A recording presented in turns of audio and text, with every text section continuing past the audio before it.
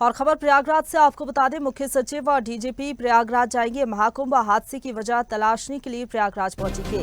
मुख्य सचिव और डीजीपी सीएम को रिपोर्ट सौंपेंगे। एक रिपोर्ट तैयार की जाएगी, हादसे की वजह तलाशी जाएगी। दरअसल आपको बता दें कि हादसे के बाद मुख्यमंत्री ने आदेश दिए। हादसे की जांच 3 सदस्यीय न्यायिक आयोग से कराने के आदेश मुख्यमंत्री की ओर से दिए गए हैं। मृतकों के परिजनों को सहायता दी जाएगी। 25-25 लाख की आर्थिक सहायता का ऐलान भी सरकार की ओर से किया गया है। महाकुंभ हादसे में आपको बता दें कि 30 लोगों की जान चली गई है। 36 लोग घायल हुए हैं, जिनका इलाज अभी जारी है। घटना दुखद है, मुख्यमंत्री ने कहा कि जांच कराई जाएगी और एक रिपोर्ट भी सौंपी जाएगी।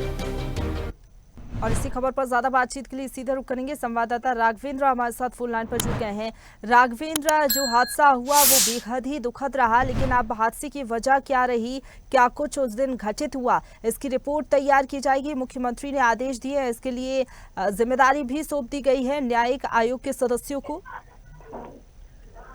जी बिल्कुल प्रशंसा, क्योंकि जिस प्रकार से कल ये मौनी अमावस्या पर दुखद घटना घटी, 30 लोगों की जान चली गई और 60 से अधिक लोग घायल थे। हालांकि 36 लोगों का भी इलाज चल रहा है। कुछ लोगों को स्वस्थ करके घर भेज दिया गया है। तो ये बहुत ही दुखद घटना रही है। इसके लिए योगी सरकार के भी आंसू छलके इस दुखद घटना को लेकर, और इस घटनाक्रम को पूरी तरह से तह तक जाने के लिए योगी सरकार ने 3 सदस्यीय न्यायिक आयोग का गठन भी कर दिया है, जिसमें हाई कोर्ट के पूर्व जस्टिस हर्ष कुमार की अध्यक्षता में पूर्व डीजी बीके गुप्ता के सदस्यीय टीम और आईएएस बीके सिंह की ये 3 सदस्यीय टीम 1 माह के अंदर इस घटनाक्रम की जांच करेगी और रिपोर्ट सौंपेगी योगी सरकार को। साथ ही साथ योगी सरकार ने पुलिस अफसर से भी जांच कराने की बात कही है।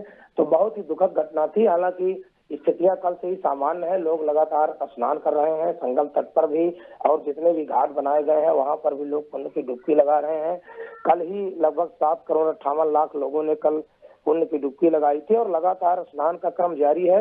तो दुखद घटना को लेकर पूरी तरह से योगी सरकार सख्त है, और ये केवल प्रयागराज नहीं, पूरे यूपी, पूरे देश में इस घटना को लेकर पूरा देश मर्माहत है। प्रधानमंत्री मोदी जी ने भी संवेदना व्यक्त की थी, कल ही व्यक्त की थी। तो इतने बड़े आयोजन को लेकर, इतनी बड़ी व्यवस्थाओं को लेकर जिस प्रकार से ये भगदड़ हुई, अफवाह फैली, इसको भी तह तक जाने के लिए योगी सरकार संकल्पित है।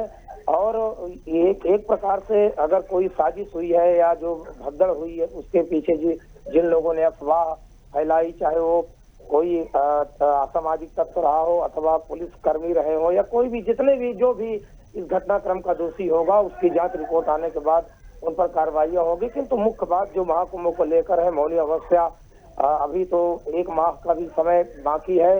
लगातार अमृत स्नान होने हैं। 3 फरवरी को होना है, 12 फरवरी को होना है, फिर 26 फरवरी को होना है। तो बहुत बड़ी चुनौती योगी सरकार के सामने है। तो योगी सरकार ने आज जो है कई बदलाव किए हैं। कुंभ मेला क्षेत्र को लेकर, स्नान को लेकर कई बदलाव किए हैं और आदेश भी जारी किए हैं।